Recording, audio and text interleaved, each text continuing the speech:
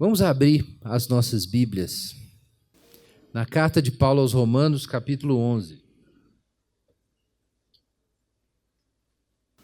Carta de Paulo aos Romanos, capítulo 11. Vamos ler os versos 33 a 36. Carta de Paulo aos Romanos, capítulo 11, versos 33 a 36.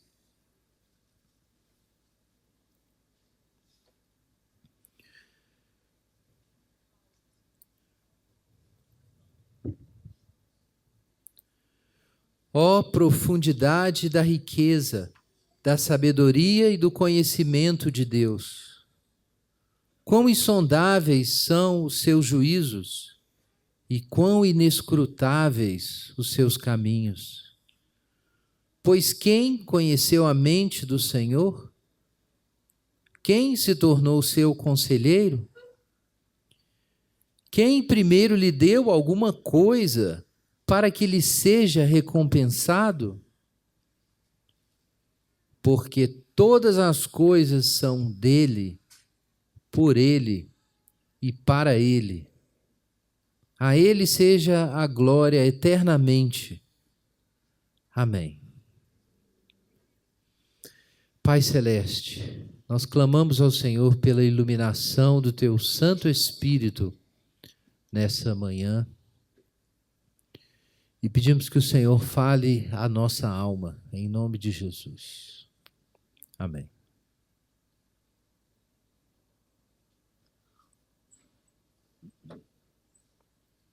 Irmãos, nós estamos na conclusão da terceira sessão teológica da carta de Paulo aos Romanos. Lembrando aos irmãos que essas três sessões estão anunciadas no capítulo 1, versos 16 e 17, quando o apóstolo diz que não se envergonha do evangelho, porque ele é poder de Deus para a salvação de todo o que crê, primeiro do judeu, também do grego, porque nele se revela a justiça de Deus de fé em fé. Como está escrito, o justo viverá pela fé, pela sua fé. Ora, isso dá a pista para nós da estrutura da carta. Paulo fala sobre a revelação dessa justiça de Deus no Evangelho, nos capítulos 1 a 4. Fala sobre o impacto, a força salvadora de Deus que se manifesta quando a gente crê nesse Evangelho da justiça, dos capítulos 5 até 8. E depois Paulo explica como o plano de Deus, misterioso, que não estava claro no Antigo Testamento, mas agora foi ficando claro com os apóstolos e profetas, como esse plano cumpre as profecias antigas que Deus já havia fornecido a respeito de Israel e como Deus se mostra então justo a respeito de Israel.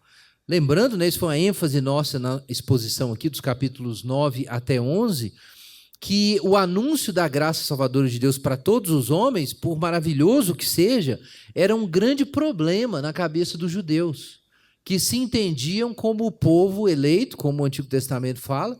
Então surgiu uma questão na cabeça do pessoal. Que lindo, Deus está salvando as pessoas, mas e nós, judeus? E as promessas do Antigo Testamento? Deus esqueceu que ele escreveu aquele livro? Que ele inspirou pessoas, que ele mandou Moisés? Então o apóstolo Paulo vai gastar bastante tinta, dos capítulos 9 a 11, para explicar como Deus cumpre essas promessas e, ao mesmo tempo, salva os gentios e se mantém justo. As primeiras questões dizem respeito exatamente a isso.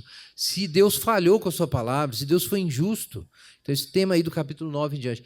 E o apóstolo Paulo, ao mesmo tempo que deixa claro que esse evangelho da salvação dos gentios não tem a ver com uma deserção da sua parte contra a sua raça, os seus parentes, contra a fé judaica. Ele deixa isso muito claro. Não, gente, eu sou judeu, eu sou hebreu, eu sofro como Moisés sofria, a ponto de até imaginar, fantasiar se Deus não poderia me condenar no lugar dos meus parentes. Paulo diz isso, a gente passou por isso, né? é o patos apostólico e profético, relembrando Moisés. Mas depois de deixar isso muito claro, e ele repete isso 3 vezes no trecho, Paulo ensina que Deus não falhou nas suas promessas. Em primeiro lugar, porque o verdadeiro Israel não é o Israel étnico, mas um Israel espiritual, um Israel da promessa, o Israel criado pela palavra de Deus. E Paulo dá vários exemplos disso, de como Deus salva um e condena outro, e suporta com paciência aquele que condena, tendo em vista o seu propósito salvador. E Paulo diz que Deus faz isso porque, na verdade, Deus não tem nenhuma obrigação diante dos homens caídos. Eles estão todos condenados. Então, ele é justo quando condena os pecadores e dá a eles aquilo que eles merecem. E até mesmo é muito paciente quando ele ainda dá corda, dá linha para um pecador realizar certas coisas, como o Faraó. Faraó ainda pode ser faraó, curtir a vida dele, fazer o que ele queria. E aí o judeu pergunta, tá, mas se Deus dirige tudo, por que ele deixou o faraó ser assim? Aí diz Paulo, porque Deus usou o faraó e endureceu o faraó nesse sentido, entregando o faraó a seus próprios desejos, porque por esse modo a riqueza da sua glória se manifesta e a profundidade da sua ira também. Então Deus se revela assim, como um Deus amoroso, misericordioso, mas também como um Deus severo. E Deus, na sua liberdade, pode mostrar a sua severidade na história, mostrando o seu não contra o mal, de um modo muito claro, não apenas julgando, mas julgando de acordo com as obras de cada um. Mas Deus também mostra a sua misericórdia nos vasos de misericórdia que recebem não o que merecem, que seria a condenação, mas o que não merecem, que é a misericórdia. Mas essa graça é livre. Então, quem recebeu não pode colocar condições sobre Deus. Por que eu recebi isso e a minha mãe não recebeu? Nós não podemos fazer essa pergunta. Porque, na verdade, nós não poderíamos nem ter recebido isso. Como diz Paulo, se o Senhor não tivesse nos deixado descendência, nós seríamos como Sodoma e como Gomorra. A pergunta não é por que Deus não salvou o meu tataravô. A pergunta é, por que eu fui salvo? Porque não era para ter sido. Porque eu não sou melhor do que ninguém. Então, na verdade, Paulo faz algumas perguntas aqui que são retóricas. O ponto principal dele é que você precisa entender com muita clareza que Deus tem misericórdia de quem Ele quiser ter misericórdia. E esse é um tema muito forte desse trecho todo. É a misericórdia de Deus. Os judeus pensavam da seguinte forma, Deus tem a obrigação de ter misericórdia de mim, porque eu sou filho de Abraão, não importa quem eu seja. E Deus tem a obrigação de não ter misericórdia com os gentios, ímpios, pecadores, que têm que ser condenados. E aí, de repente, Deus mostra que Ele tem misericórdia de quem Ele quer, porque Ele pode não salvar muitos judeus e salva quem não procurava por Ele, que eram os gentios. E assim, Deus, encerrando todos sob a desobediência, mostra que a sua misericórdia é absolutamente livre. É uma relação de Criador e Salvador com a criatura. E a criatura não pode dizer para Deus como Ele tem que fazer as coisas. Você tem que me salvar porque eu sou filho de Abraão. Não tem. É a eleição da graça. É difícil o judeu entender isso, ou era naquele momento, e eu não estou falando isso como alguém de fora. O próprio Paulo luta com isso, ele é um judeu, e ele tem que explicar isso. Então, a eleição soberana de Deus define o destino. E a misericórdia de Deus é colocada nos vasos de misericórdia. Depois, no capítulo 10, Paulo deixa claro que isso não significa que Deus, como muita gente fantasia, arbitrariamente ou até maldosamente decidiu condenar umas pessoas que não queriam de forma alguma andar longe dele e salvar umas pessoas que não mereciam ser salvas. Mas Paulo deixa claro no capítulo 10 que os homens que rejeitaram a Cristo e ficaram fora da graça, rejeitaram porque quiseram rejeitar. Capítulo 10.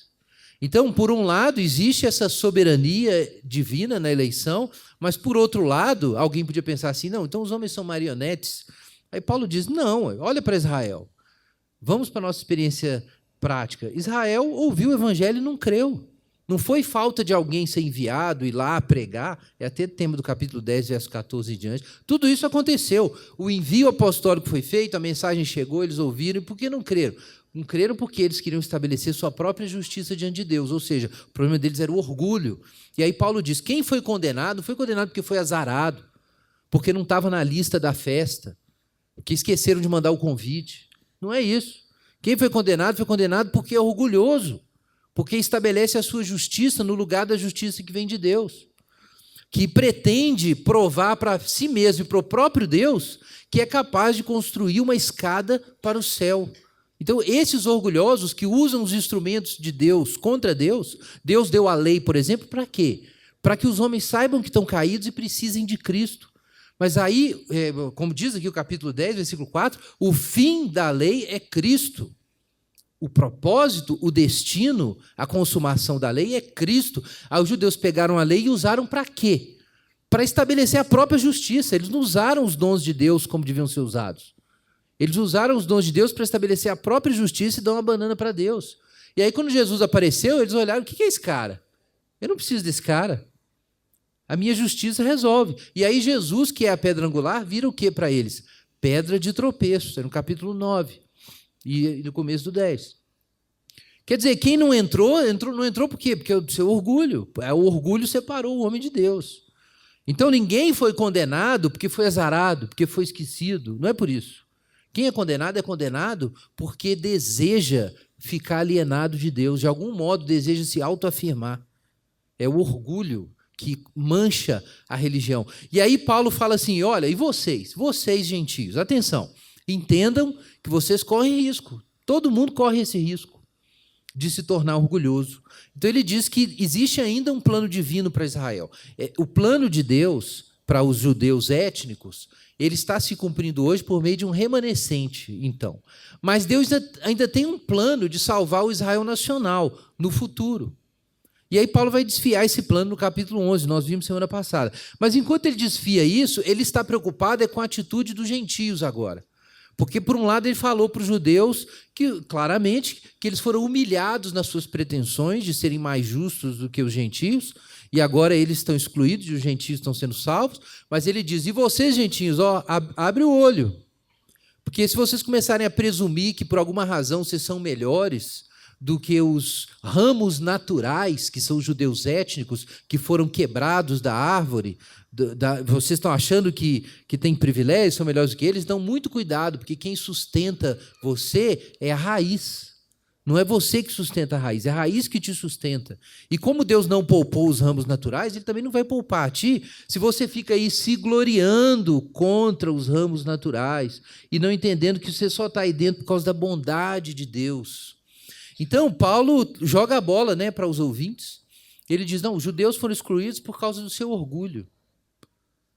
Porque só se chega para Deus dependendo da sua misericórdia, se ajoelhando como criatura e dependendo da sua misericórdia. E vocês estão dentro por causa da misericórdia, mas atenção para a severidade de Deus. No momento em que vocês se esquecerem da misericórdia de Deus, vocês estão fora, como os judeus estão fora. É o que Paulo diz aqui no capítulo 11. Então, o que Deus está fazendo? Qual é a lógica da graça? O que Deus está fazendo nesse processo de encerrar os homens na desobediência, de entregar os homens a si mesmos, é mostrar para eles que eles não podem viver sem a misericórdia de Deus. E assim termina o trecho nosso da semana passada. Deus colocou todos debaixo da desobediência, a fim de usar de misericórdia para com todos. Deus está educando na história da salvação os homens para eles entenderem que eles não podem realizar nenhum gesto em direção a Deus sem a ajuda de Deus. Que nós não podemos nos encontrar com Deus se Deus já não tiver nos encontrado. Que nós não podemos produzir nenhum pensamento, nenhuma ação, nenhum sentimento que seja divino e puro se Deus já não estiver em nós e agindo através de nós. Então, toda relação com Deus começa com o próprio Deus. É por isso que os reformadores brigaram tanto com o catolicismo romano, que com o aparato litúrgico, hierárquico, doutrinal, com o seu sistema de validação teológica, em que a pessoa não adianta ela ler a Bíblia, ela precisa do magistério dizer para ela o que é verdade ou não. em que os méritos dos santos do passado são acumulados e usados para cobrir sua dívida, para você não ficar no purgatório, para você sair do purgatório. Todo esse sistema, no fim, os reformadores olharam e falaram assim, cara, o pessoal fala do evangelho, mas na prática o sistema é opaco. Ele não mostra Deus para as pessoas. Ele coloca uma série de escadas, obstáculos, processos complexos que a pessoa tem que atravessar para chegar em Deus. A Bíblia ensina que Jesus é o único mediador entre Deus e os homens. E aí a igreja virou uma mediadora entre Jesus e os homens. Ela ficou cobrando pedágio no meio do caminho. Então, esse era o incômodo dos reformadores. Deus se tornou acessível e o único jeito de chegar a Deus é confiando na sua bondade e na sua misericórdia, como revelado em Jesus. Nesse sentido, é claro, a gente ainda tem o aparato religioso, né? Culto, púlpito, essa estrutura toda, a gente usa. Mas essa estrutura tem que ser transparente. Ela tem que ser usada para a gente se esquecer dela, para a gente se lembrar de que Deus é o fundamento de toda a religião. Jesus não é uma nova religião, é o fim de todas as religiões, como dizia Karl Barth, nesse sentido. Porque ele faz a realidade vir à tona, de que ou Deus já está conosco, ou nada, nenhum culto, nenhuma música, nenhuma teologia, nenhum aparato litúrgico, nenhum rito, nada vai nos colocar diante de Deus. Boas obras, ser uma pessoa legal, amar os outros, não adianta. Não adianta. Os homens têm que entender o seu estado de miséria, de criaturidade e mais, a sua alienação pecaminosa, para então compreender a misericórdia de Deus. E Deus vai ensinar isso sempre. Ele ensinou isso para os judeus e ensinou isso para os gentios. Esse é o assunto aqui. É o mesmo evangelho, é primeiro para o judeu, mas também para o grego. E agora Paulo chega, nosso tema de hoje, no finalzinho do trecho, em que todo o evangelho da graça foi exposto e também a pedagogia de Deus na história humana de humilhar os homens e colocar os homens no seu devido lugar, de joelhos, diante da sua misericórdia. Depois de Paulo expor todo esse evangelho, ele termina com um hino. E aqui eu quero lembrar uma frase tão legal de John Stott: não existe adoração sem teologia, não existe doxologia sem teologia. Porque você vai adorar a Deus, louvar a Deus, vai louvar por quê? Quem é Deus? Quem é Deus, afinal de contas? O que Ele fez? Onde Ele está? Se você não sabe quem Deus é, se você não pensa sobre Deus, você vai adorar o que, afinal de contas? Na verdade, você cultua aquilo que ocupa o seu pensamento. É isso mesmo. Se tem alguma coisa que absorve a sua energia, que é o foco de toda a sua energia, aquilo provavelmente é a sua religião. Não existe adoração sem reflexão e compreensão de Deus. Vejam então, o hino explode aqui, capítulo 11, verso 33. Ó profundidade da riqueza. Aí você vai na igreja e tem um hino assim, você canta o hino. Mas você canta o hino, mas você não leu o que Paulo escreveu antes. Por que Paulo diz aqui, ó profundidade da riqueza, da sabedoria e do conhecimento de Deus? Por que Paulo disse isso? Porque ele está abismado com o que ele mesmo acabou de falar. Ele termina de expor o evangelho e quase cai para trás, de choque, diante da grandeza, da profundidade, da glória do evangelho da graça. E você quer ter o mesmo sentimento que Paulo tem, sem ver o que Paulo viu? Não vai acontecer. Você vai ficar cantando, né? Oh, profundidade, né? E aí você fica pensando assim, deve ser bem profundo. Como que você vai cantar isso vir da sua alma, se você não vê o que Paulo viu? Porque Paulo viu alguma coisa que o levou a um hino. Não existe adoração verdadeira sem entendimento de quem Deus é e dos seus atos. Não existe. Você não lê a Bíblia, não lê o Novo Testamento, não tenta entender o que Paulo falou, não fica meditando em como Jesus respondia às pessoas e por que ele agia daquele jeito, e o que ele fez na última ceia, e por que ele tratou Judas daquele jeito. Somente não se ocupa disso, aí você vai louvar a Deus e não sai nada do seu coração, e você fala assim, o que está acontecendo comigo? Não vai acontecer nada. Sem teologia não existe doxologia. Sem compreensão da fé e visão de quem Deus é, não existe adoração. Você chega e fala assim, gente, esse monte de gente cantando aqui, o que é isso? É para relaxar, né? Quem canta os males espanta. Vou para a igreja. Não. Se você acha que é isso, por isso você canta, você está viajando na maionese. Essa atividade, nós nos reunirmos para cantar, orar e tal, só faz sentido se nós estivermos em contato com alguma realidade digna disso. Mas é claro que Deus é digno disso. O problema é que se você se esquece desse fato, ele não absorve a sua mente, isso fica parecendo uma perda de tempo de gente religiosa. Como eu já falei antes, quanta gente pensa na adoração assim? C.S. Lewis pensava assim muito tempo. Eu pensei, eu confesso. Também pensei, mas C.S. Lewis falava disso.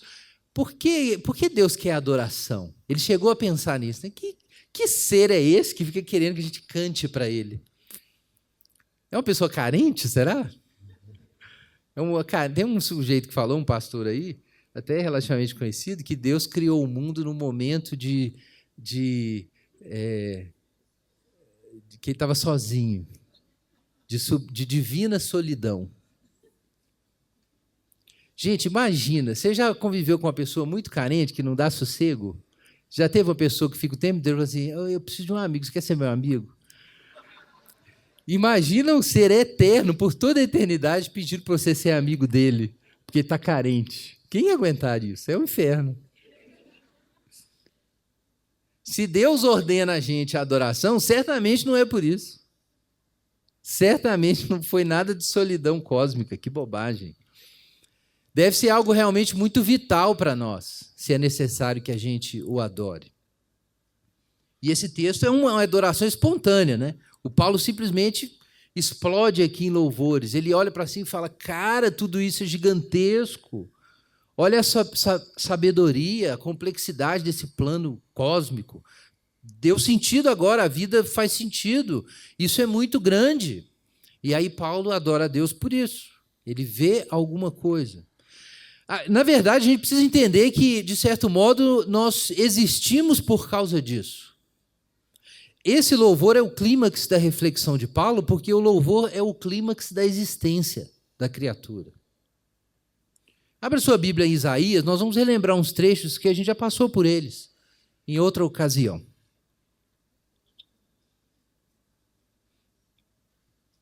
Por que é que nós existimos, afinal de contas? Isaías, capítulo 42, livro do profeta Isaías, capítulo 42. Aqui o Senhor fala sobre o seu servo, e depois ele fala sobre Israel como um todo, no capítulo 43, e nós vamos pensar pequenos trechos aqui que repetem o mesmo refrão, é o mesmo tema. Isaías 42, 6.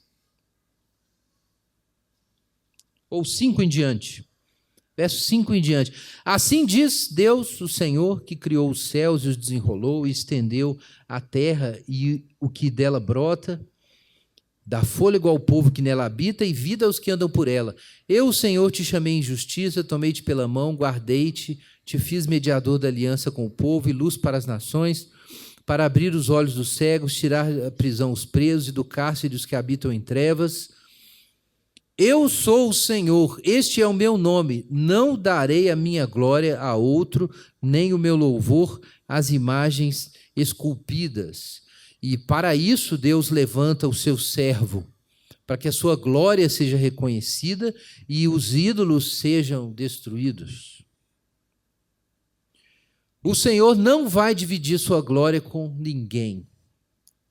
Capítulo 43, versículo 1.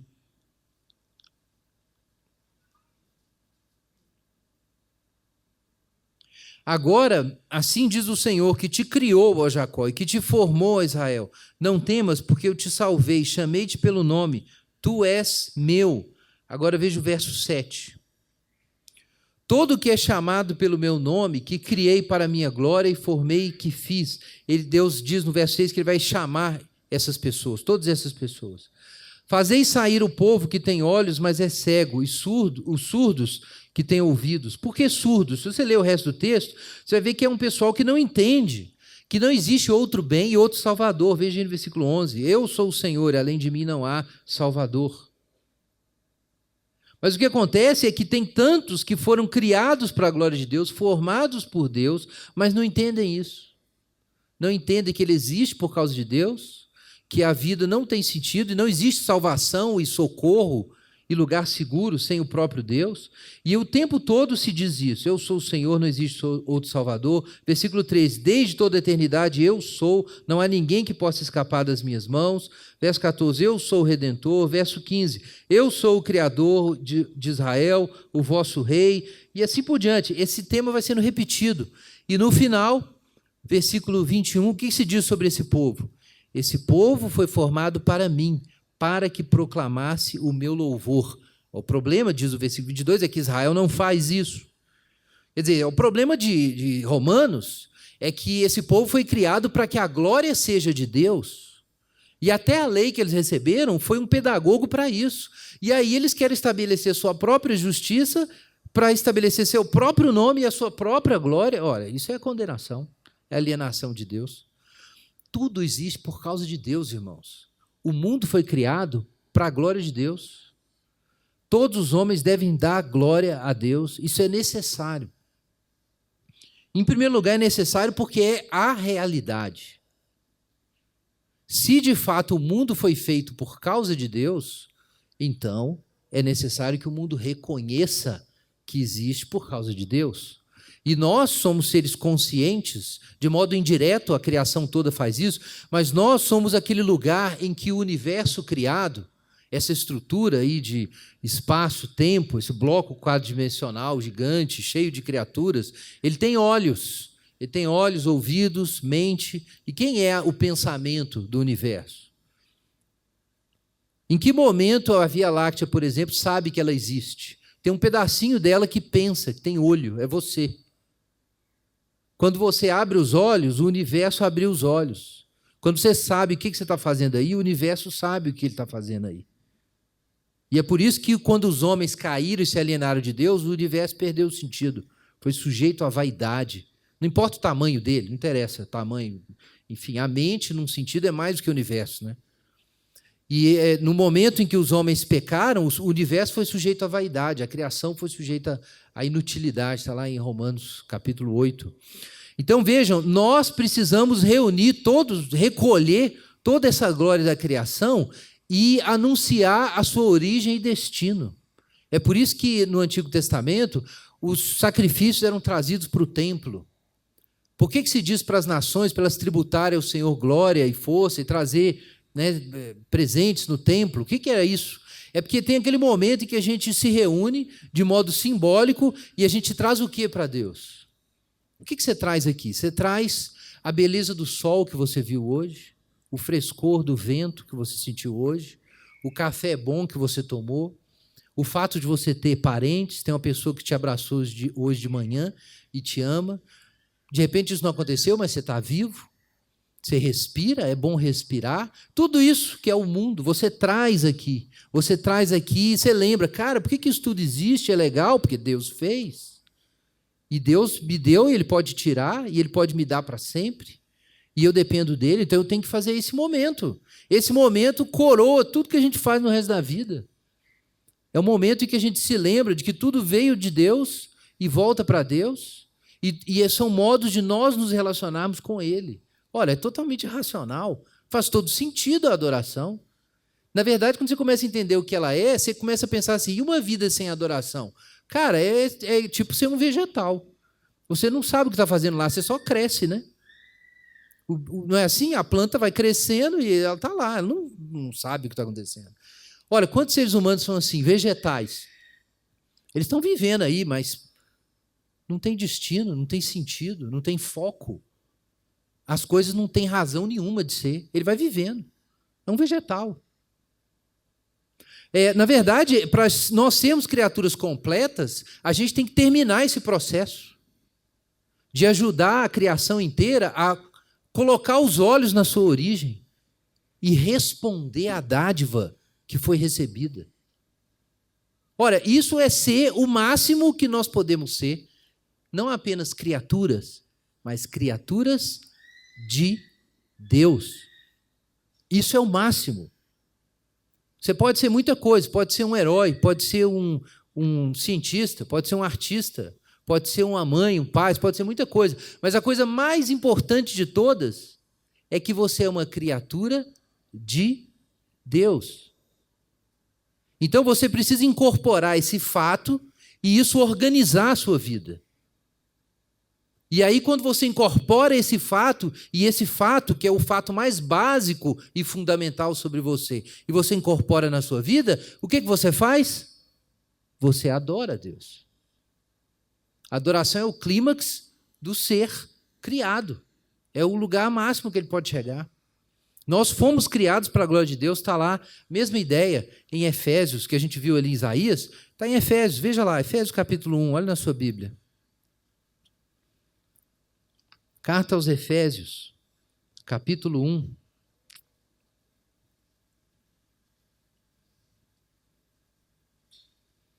Olha o que diz, capítulo 1, versículo 3 em diante, é um hino ao Deus Trino. Bendito seja o Deus e Pai de nosso Senhor Jesus Cristo, que nos abençoou com todas as bênçãos nas regiões celestes, como nos elegeu nele. Verso 5, nos predestinou para si mesmo, segundo a sua boa determinação, para a adoção. E qual é o propósito disso tudo? Verso 6, para o louvor da glória da sua graça.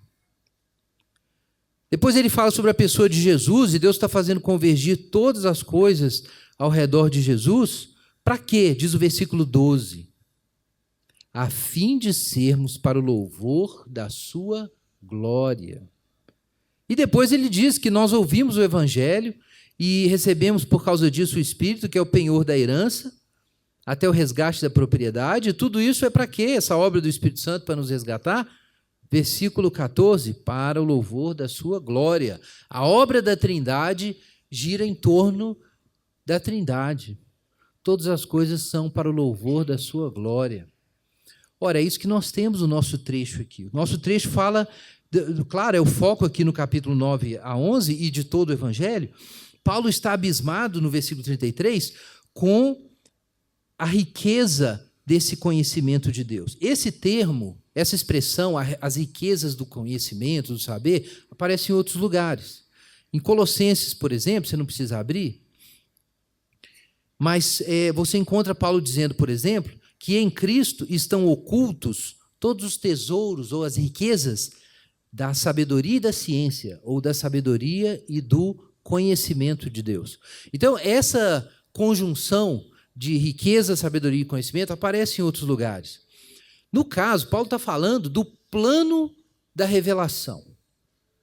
Paulo está impressionado, e esse é o tema de Romanos, com o modo como esse plano de salvação preenche o que nós precisamos como seres humanos. Porque Paulo usa a linguagem de riqueza, isso é importante.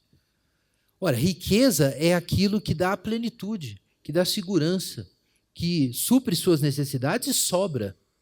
É aquilo que dá para a sua vida o suprimento mais do que necessário. Então, Paulo pensa na sabedoria e no conhecimento nesse sentido. É que a revelação de Deus, quando é encontrada como uma riqueza imensa. Imagina alguém que realmente fica rico. Não sei quem já viu o Hobbit. Imagina que o dragão Smaug foi derrotado. E agora o que você tem? Montanhas, né, de ouro. O que você vai fazer com isso? É até difícil pensar. Como é que gasta esse negócio? Então, geralmente, quando as pessoas pensam, imaginam, né, quando está passando na TV a propaganda da Loteria Federal, sei lá, 100 milhões acumulados, então as pessoas fantasiam. O que eu ia fazer com tanto dinheiro? É até difícil pensar. Mas isso seria o quê? A vida ganha, né? Tem gente que, se ganhasse isso, entrava em parafuso. Tem gente que entra em parafuso. Você não tem o que fazer com isso, então não vai mais trabalhar, não vai mais ficar com a mulher, não vai ficar com o marido, vai mudar para outro país. Quanta gente fica assim, imaginando, né? Coisa assim. Mas, é claro, essas são as riquezas da injustiça, Jesus falou. Mas isso dá uma ideia de qual é o ponto aqui. É um suprimento tão completo que até mesmo a busca de significado que a gente tenta estabelecer, ela desvanece nesse momento. Ela desvanece, ela acaba.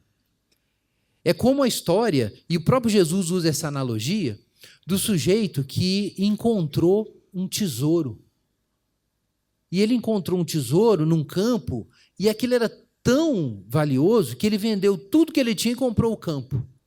Desorganizou a vida do cara. Era um tesouro tão valioso que ele vendeu tudo só para comprar aquele terreno ali, só quer saber daquilo. O que é isso? É uma parábola de Jesus, mas é uma parábola de Jesus que reflete esse ponto.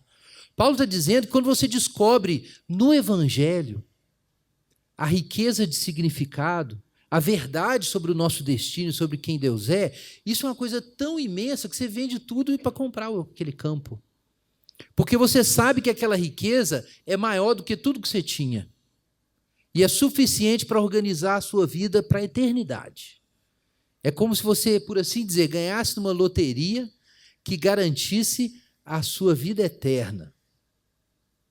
Tinha que ser muita grana. Então, é a analogia de Jesus, né? É quem achou um tesouro. Então, Paulo diz, existe uma riqueza. É uma riqueza que é mais do que suficiente para satisfazer a sua mente, para satisfazer a razão, para satisfazer o coração, para dar um destino para a vida. É essa sabedoria e esse conhecimento que a gente descobriu no Evangelho. Ele está tão maravilhado com isso que ele se ajoelha e glorifica a Deus. Pensa nisso. O Evangelho é para você alguma coisa que é imensa, que une os fios da sua vida, que dá sentido para as coisas grandes e pequenas, que redimensiona as coisas que você acha interessantes e elas ficam até pequenas. Porque é essa percepção do Evangelho que leva Paulo à adoração. É a percepção de que a sabedoria e o conhecimento de Deus revelado são uma grande riqueza. Ora, Paulo viu isso porque o Evangelho deu sentido para a sua existência de um modo que o judaísmo não fazia, que a literatura, o acesso que ele tinha à filosofia grega, ele podia, né, porque ele era da escola de Hilel, né, por causa de Gamaliel, então ele tinha acesso a isso. Tudo isso ficou apequenado, miúdo para Paulo. Não, riqueza é isso. É como se depois de conhecer toda aquela filosofia, aquela sabedoria, ele pusesse tudo de lado e dissesse, não, esse tesouro é muito melhor, porque isso aqui resolve todo o meu problema. Tudo que eu estou precisando, eu mato de uma vez só com essa mensagem. Então, vejam isso aqui, isso é importante. O Evangelho não pode ser para você uma coisa que é agregada, você tem vários valores na sua vida. Muita gente pensa assim, eu até mencionei isso ontem, eu agrego um curso superior, uma experiência no exterior, né? Viajo na Europa e tal, ou então nos Estados Unidos, ou na Argentina, eu quero, enfim, eu agrego isso. Aí a pessoa agrega um outro valor, o gosto por literatura russa, aí ela agrega aquele valor. Então ela agrega, bens materiais. E aí um dia ela fala assim, cara, o que está faltando aqui? Já sei, religião. É isso. Então aí eu vou na igreja. E aí ela para ter um lado espiritual, né? Ou então ela vai fazer uma meditação com um monge budista, lá em Lagoa Santa tem. Você vai fazer uma meditação para você agregar um lado espiritual, né? Para você ter... Não é assim. Não é nada disso. Não é nada disso. Não é nada disso. O Evangelho, corretamente compreendido, é a riqueza, é o tesouro. Todas as outras coisas são interpretadas pelo Evangelho, são redimensionadas pelo Evangelho. Então, isso é importante. Eu disse que sem teologia não há doxologia. Mas o que eu quero dizer com teologia? Não é simplesmente você ler um livro de teologia. É você aprender a se assombrar e se admirar com a riqueza do Evangelho, como Paulo. É uma teologia que aumenta o seu universo. É uma teologia que para você é uma riqueza. Não é um livro na estante. É um conhecimento de Deus e da sabedoria de Deus que te preenche. A ponto de você dizer assim, cara, eu estou feito. É isso. Então, essa é a experiência de Paulo com o Evangelho. Ele está assombrado com isso. Mas ele está assombrado quando ele pensa na profundidade da sabedoria de Deus, com um aspecto dessa sabedoria em particular. Está no versículo 33. Veja o resto dele, a segunda parte do verso 33. é que os juízos e os caminhos de Deus são incompreensíveis. Os juízos de Deus são insondáveis e os seus caminhos inescrutáveis. Uma outra forma de falar o que está lá em Isaías 55, verso 8, que os meus pensamentos, né, são mais altos do que os seus pensamentos. Ou o que está em 1 Coríntios, que o homem natural não entende as coisas do Espírito de Deus porque lhe parecem loucuras, e nem pode entendê-las, porque elas se discernem espiritualmente. Então, Paulo está ao mesmo tempo admirado, maravilhado com a beleza, a complexidade e o escopo do plano da salvação, como exposto no Evangelho. Ele está admirado do modo como isso lança luz sobre a vida humana, interpreta o que o homem é. Ele está admirado com isso, mas ele está especialmente admirado com uma outra coisa. É que realmente esse plano da salvação no Evangelho não poderia ter sido concebido pelo homem. Porque ele não se infere de alguma estrutura lógica ou metafísica, ou da observação da natureza, ou de nada disso. Os fundamentos do Evangelho estão além da nossa vista. É isso que Paulo diz. Os caminhos de Deus são inescrutáveis. E os fundamentos dos seus juízos, decretos, decisões, ordenações são insondáveis, ou seja, não dá para a gente ir lá e ver. Esse é um outro ponto importante aqui da admiração de Paulo. É que Paulo percebeu que Deus não é uma derivação, um desdobramento, uma inferência de algum conhecimento que nós já tínhamos, seja da experiência religiosa, seja da moral, seja da filosofia ou da ciência, do que for. Não é isso. Não é isso.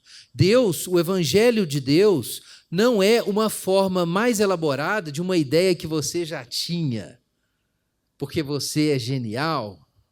Não. Não é. Ele estava oculto, além do homem. É por isso que Jesus disse para Nicodemos chegou para Jesus, né? E Jesus, você é dos nossos aqui, vamos montar uma escola rabínica. Só preciso que você explique melhor alguns pontos aqui que eu não entendi. Aí Jesus olha para o Nicodemos, começa do zero, cara. Passa a régua aí, zera tudo, nasce de novo. Mas eu não posso, Jesus, eu já tenho uma vida, eu tenho um nome, eu sou um rabino, como é que eu vou voltar no ventre da minha mãe e nascer? Aí Jesus falou assim, é o seguinte, você não vai nem ver o reino de Deus se você não nascer de novo. Quanto menos entrar. Aí Jesus fala lá no Evangelho de João. Quer dizer, o ponto é que Deus não é algo que a gente já imaginava. Isso é uma tentação imensa. Foi o que aconteceu com Moisés. Moisés ia anunciar que o povo ia ser salvo do Egito e falou assim para Deus, ok, então, Deus, eu preciso explicar quem você é para Israel. Então, me fala, você é quem? Você é o Nilo? Você é o Sol? De repente, você é o Ra. Então, eu vou chegar em nome de Ra e fazer todo sentido. Que aí, se o Ra mandou, os egípcios têm que obedecer. Quem que você é? Tipo assim, qual força da natureza? Qual o princípio metafísico?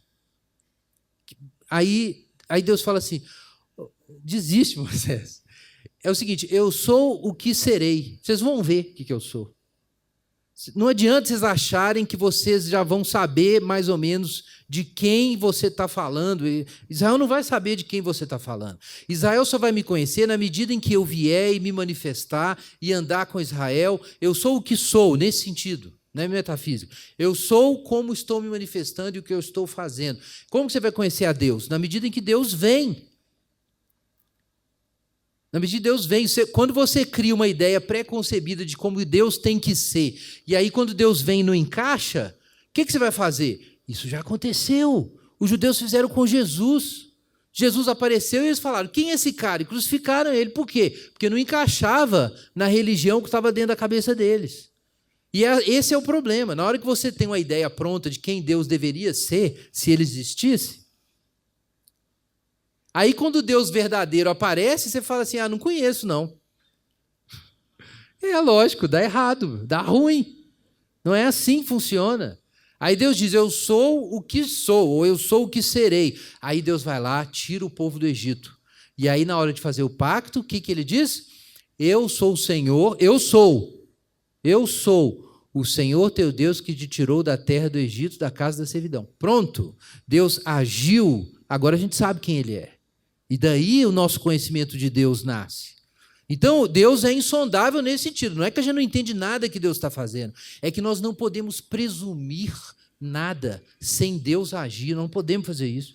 Deus fala e nós respondemos, Deus caminha e nós caminhamos atrás. E nós descobrimos que tem sempre mais.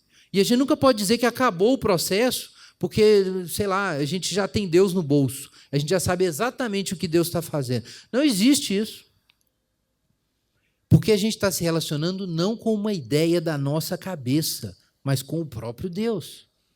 É por isso que Deus faz umas coisas horrendas, do tipo salvar a humanidade por meio de um judeu. Ou, por exemplo, salvar a humanidade por meio de um judeu crucificado. Ou perdoar os pecados com o sangue derramado de um cara. Que absurdo! Todos nós, homens modernos, sabemos que Deus não faria uma coisa bárbara dessa. Mas Ele fez. Fez. Nós não sabíamos da ressurreição, também não sabíamos, a gente não podia presumir essas coisas. A gente também acha que todos os seres humanos foram criados iguais, quer dizer, a gente nem fala mais criados, né? Mas todos os seres humanos são iguais e tal, e não existe diferença, então é claro que Deus vai salvar todo mundo. Aí Paulo diz assim, que Deus tem misericórdia de uns e de outros não. Aí você fica revoltado, porque não é isso que você aprendeu na faculdade. É claro que Deus não pode fazer uma coisa dessas. Mas não é de Deus que a gente está falando? Você esperava que Deus fosse uma projeção da sua cabeça? Que Deus fosse o conceito lá do seu curso de psicologia, de filosofia, de economia? Que Deus, se Ele existe, Ele tem que ser igual você viu nos quadrinhos que você mais gosta? Meu irmão, é Deus, cara. É Deus. É uma surpresa. Você não sabe o que vai acontecer. Você sabe o que Ele disser que vai acontecer. Se Ele diz que vai acontecer, vai acontecer. Mas da sua cabeça, você não sabe nada. Você não pode nada. Você não entende nada. É isso que Paulo está dizendo. E realmente, ele olha aquilo e fala assim, cara, ninguém ia imaginar que Deus ia fazer desse jeito. O Paulo era uma prova disso, gente. Se Jesus não tivesse aparecido para o apóstolo Paulo, ele estava matando, nesse momento que ele escreveu Romanos, ele estava matando crente. Lá na Síria, nas sinagogas da Síria ali, ele estava fazendo a perseguição dele contra cristão. Ele só saiu desse negócio porque Deus se revelou para ele. E ele descobriu que Deus era muito maior do que as ideias na cabeça dele. Então, gente, os juízos de Deus e os caminhos de Deus são insondáveis. Nesse sentido, eu repito, não é que depois que Deus se manifestou a gente não entenda. O próprio Paulo fala sobre a lógica da ação de Deus na história no capítulo 11, verso 32. A gente viu semana passada que Deus está encerrando todos os homens na desobediência no sentido de esmagar os homens rebeldes contra ele e mostrar que eles são orgulhosos e que eles estão alienados de Deus por causa deles mesmos, porque eles se orgulharam. E aí Deus encerra todos na desobediência, para que todos dependam da sua misericórdia. Então, mas a gente sabe disso por quê? Sabe disso porque Deus fez, igual aconteceu com Moisés. Eu sou o que sou. Então é o seguinte, anda comigo, você vai ver. Por que Moisés descobriu e disse depois que Deus é o Deus que tirou do Egito? Ora, porque Deus agiu. Então Paulo conhece algo de Deus. Quem é Deus? Deus é o Deus da misericórdia. Mas também é o Deus que não abre mão da sua glória. Que não abre mão da sua glória. E toda criatura que pensa que é Deus vai ser humilhada até o pó, porque ela não é Deus. Então a verdade vai ter que vir. A verdade vai ter que se manifestar. E aí, agora nós sabemos que Deus é assim, porque Deus agiu assim. Então agora nós sabemos.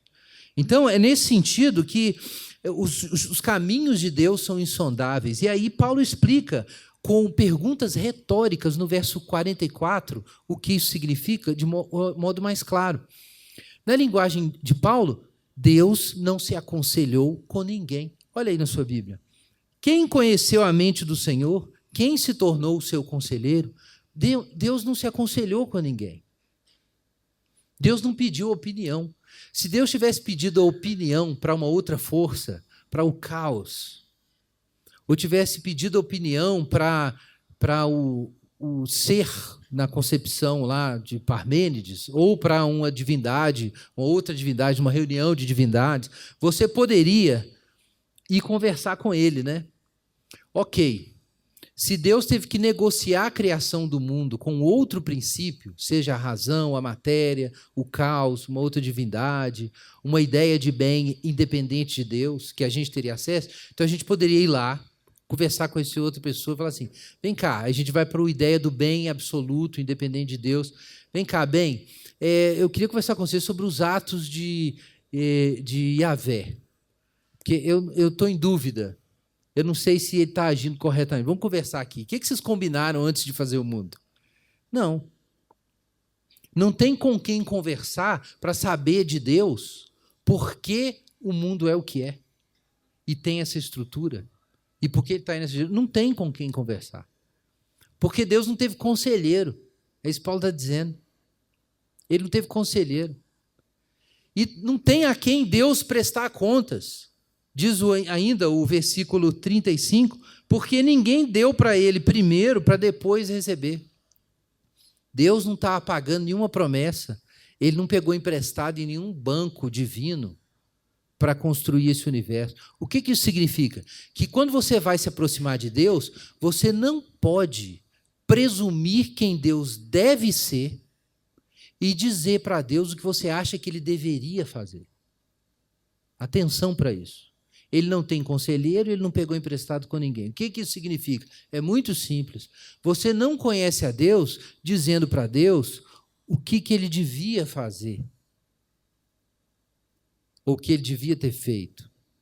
E muito menos dizendo assim, Deus, eu acho que eu tenho esse direito. Não, a gente não pode se aproximar assim de Deus, porque é Deus. É Deus. A gente não pode se aproximar assim. Ele não teve conselheiro e ele não tem dívida. Então você não pode presumir que você sabe sem a revelação quem Deus é, e você não pode fazer reivindicações diante de Deus além das promessas que ele fizer. E acabou aí. Porque Deus criou o mundo, Deus pôs a ordem da realidade, Deus te deu mente, pensamento, tudo que você tem veio de Deus. Não se trata, gente, de uma interdição, não é isso.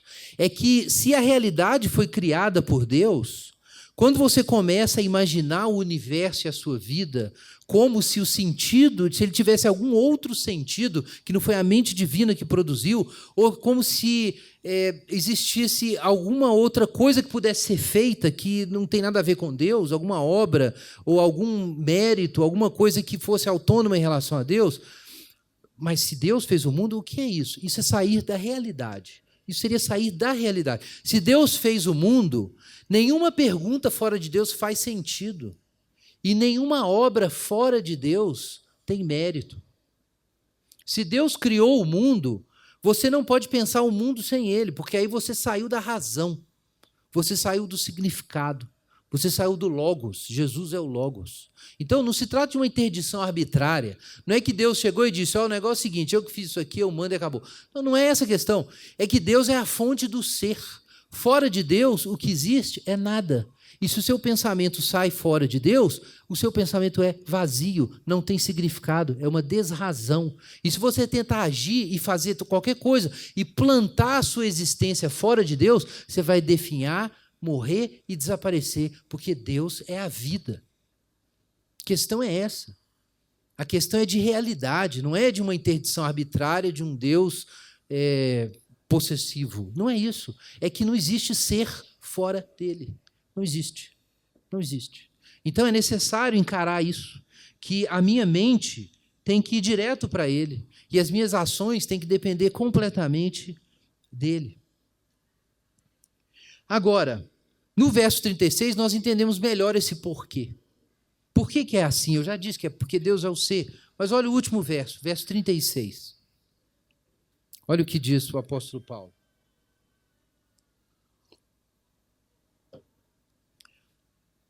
Todas as coisas são dele, por ele e para ele. Irmãos, o que significa?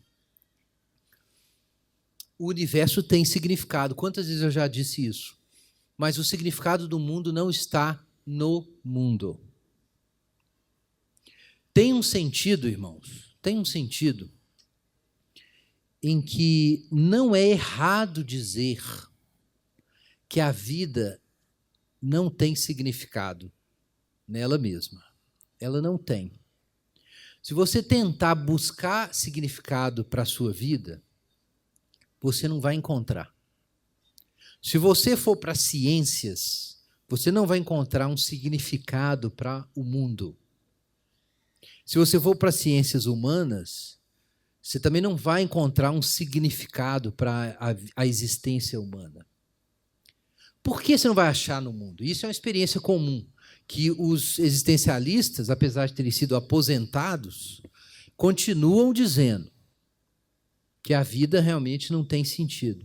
Mas existe uma boa razão para isso, de acordo com a Bíblia. É que o mundo foi feito por causa de Deus. Então, o significado do mundo está com Ele, não com a gente. O significado do mundo está com Ele. Porque o significado tem a ver com o gesto, com a palavra que eu realizo. Olha, eu realizo gestos com significado, mas o gesto que se chama o mundo, não foi eu que realizei. Então eu não vou achar esse significado, ele não está disponível. Você pode levantar uma pedra, observar de um telescópio, estudar física quântica, você não vai achar o sentido do mundo, porque o mundo como um todo é um único gesto que sai de Deus e termina nele. Então só é possível encontrar o sentido do mundo fora do mundo. Wittgenstein falou isso, só que ele não acreditava na revelação verbal e pessoal de Deus, então ele falou isso hipoteticamente. Mas a gente sabe exatamente a resposta disso. Jesus é o Logos. Colossenses capítulo 2 diz isso, capítulo 1, versículo 15 e 16, todas as coisas foram feitas por meio dele e para ele. Apocalipse 21 diz, Jesus diz isso, eu sou o alfa e o ômega, o princípio e o fim. A primeira letra do alfabeto grego e a última letra do alfabeto grego. O princípio e o fim. Então pensa na visão de mundo que a gente deve ter aqui e que Paulo procura comunicar para nós, para entender essa adoração. O mundo começa com Deus e termina em Deus. O mundo existe por causa de Deus. Então só existe um lugar em que a vida pode fazer sentido. Quando a gente se volta para Deus. E aí a gente entra no fluxo do sentido. Essa é a realidade do mundo. O mundo começa com Deus e termina em Deus. O mundo existe por causa dele. Mais do que isso, a gente aprende em Efésios. O mundo existe por causa da relação de Jesus com seu Pai, ou a relação do Pai com, o que diz Efésios 1, o amado. O mundo existe por causa dessa relação. O mundo revela essa relação e no mundo são criadas pessoas que podem participar dessa relação. Mas essa relação, irmãos, é a coisa mais valiosa e mais importante, até do que o mundo. O mundo foi feito por causa dela. Essa é a pérola de grande valor da qual Jesus falou e que Paulo está se referindo. Então, aqui nós temos uma resposta muito importante para nós sobre a adoração, que foi o tema que a gente colocou no início. Por que a gente adora a Deus, afinal de contas? Porque, irmãos, na adoração nós descobrimos por que o mundo existe.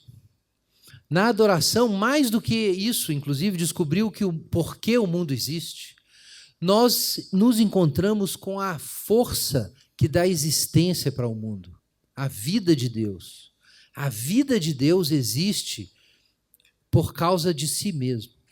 Eu sei que eu já mencionei isso antes, tem irmãos que ainda estranham essa afirmação, mas pensa no seguinte, se Deus é o próprio bem, se Deus é a fonte de todo sentido, de toda luz, é isso que a Bíblia quer dizer quando atribui a Ele a glória. Percebam, irmãos, que só reconhecendo que Deus é o máximo valor, nós temos o máximo de vida.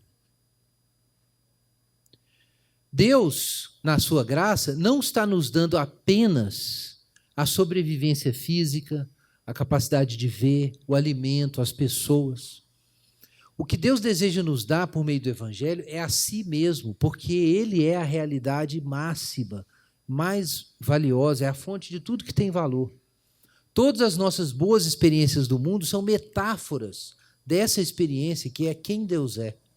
Por isso mesmo, Deus deseja que nós o adoremos, porque na adoração nós reconhecemos o que é essa realidade, que tem o máximo valor, que é a fonte de todo sentido, de todo prazer, de toda alegria. Na adoração, a gente entra no que eu chamei de caminho do ser. Nós entramos nesse caminho do ser. Na adoração, nós olhamos para a luz que nos alimenta como uma planta precisa do sol. Então, quando Deus nos convida à adoração, Ele nos convida apenas a reconhecer que Ele é o máximo bem, mas Ele nos faz bem com isso, porque reconhecendo que Ele é o máximo bem, nós podemos abrir mão de coisas secundárias e colocar a nossa vida nessa direção.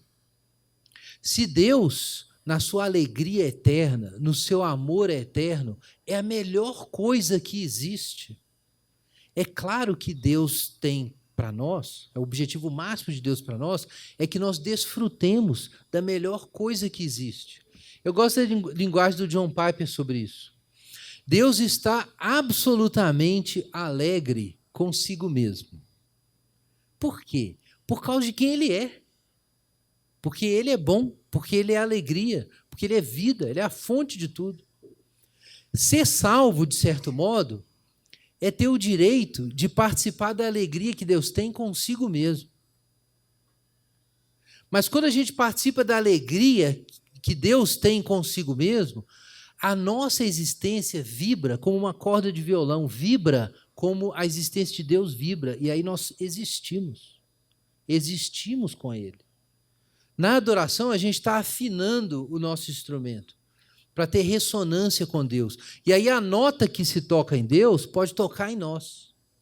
Na adoração, reconhecendo que Deus é o máximo bem e quem Ele é, o seu caráter, o seu amor, a sua glória, nós nos tornamos semelhantes a Ele.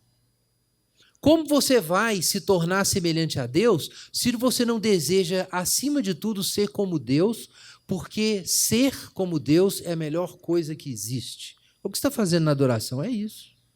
Você está reconhecendo e dizendo para si mesmo, e dizendo junto com os irmãos, uns para os outros, que não existe coisa melhor do que ser semelhante a Deus, dada a glória, a bondade, a beleza, o caráter, a eternidade de Deus.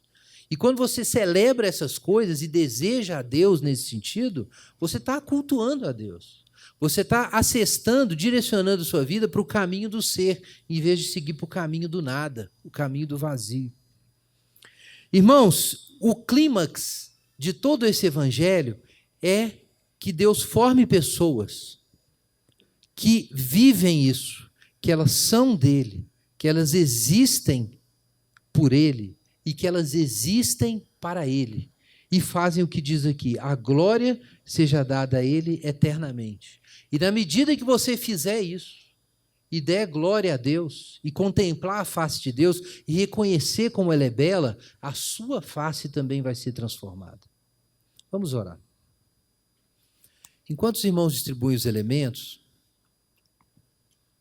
a gente vai confessar a Deus o pecado, os nossos pecados, mas em especial o pecado de orgulho, que foi tão denunciado por Paulo em Romanos. Ora ao Senhor, clama ao Senhor sobre isso, pede ao Senhor para te dar um coração correto.